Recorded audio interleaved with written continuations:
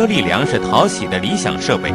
主要用于食堂、快餐部、食品加工厂等企事业单位对大米等颗粒粮食的淘洗。首先接通水源后，启动电源，调整好排石压力，把大米放入盛米斗内，经过分离器组合，在水不同压力的作用下，石块、泥块等硬性杂质从砂石分离器中排出，